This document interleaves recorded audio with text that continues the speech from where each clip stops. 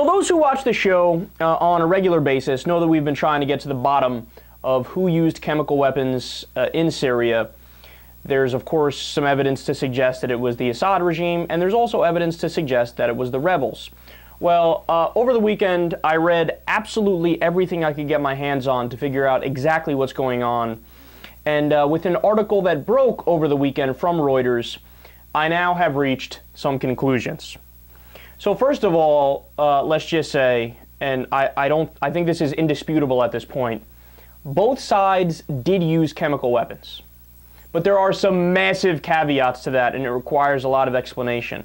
So on the side of the rebels, there was a BBC News article from May 6th. Quote, UN's Carla Del Ponte says evidence Syrian rebels used chemical weapons.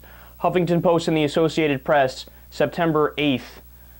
UN ambassador, quote, Syrian rebels made sarin nerve gas and used it in a deadly chemical weapon attack outside Aleppo in March.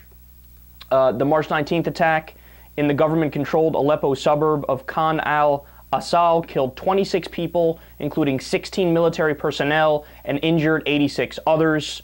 And then there's another article from RT on May 30th. It was a separate incident, so we're dealing with multiple different instances here. Quote, Turkish security forces found a 2 kg cylinder with sarin gas after searching the homes of Syrian militants from the al-Qaeda-linked al-Nusra Front who were previously detained.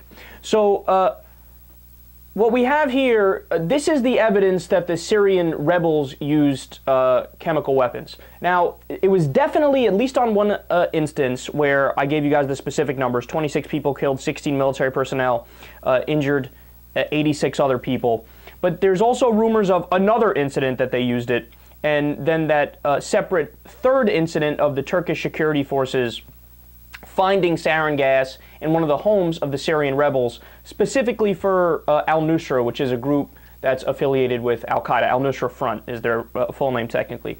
So, and just one more thing to add on top of that, there are unverified rumors, so take it with a grain of salt, as to where they got the weapons from.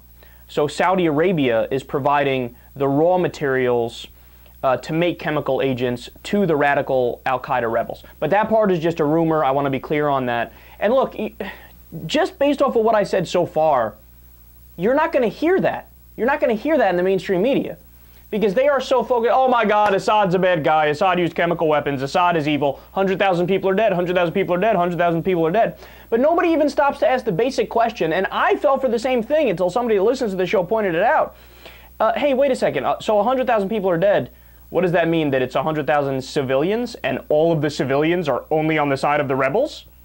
No, that's not true. In fact, it's civilians and it's people who are just fighting in a war, who are soldiers in a war, essentially, and it's people on both sides. And yes, I got news for you. There are people who are civilians on the side of the Assad regime. That's something that is almost never discussed. Actually, flat out, I've never seen it in the media. If they're talking about it, I haven't heard it. But yes, there are some civilians on the side of the government.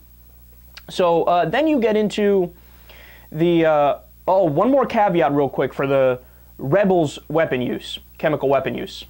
It was all small scale.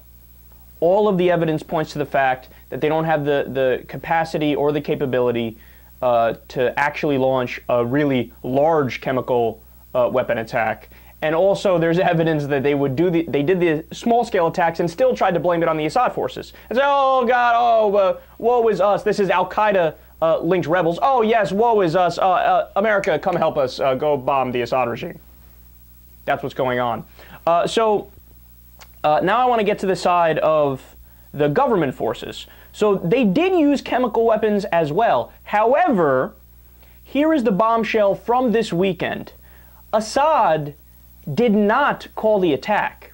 Now look, beforehand, we were speculating as to whether or not Assad personally called the attack. I was on the fences about it, and you guys can go back and listen on YouTube or listen in the archives. I thought it's possible he personally could have called the attack, but I also thought it is much more likely that either his brother did or people that are in the government forces that are rogue and said, you know what, we're going to go ahead and use these chemical weapons anyway. And the reason why, if anything, a lot of people were leaning towards, hey, Assad probably didn't call it, is because he's winning the war.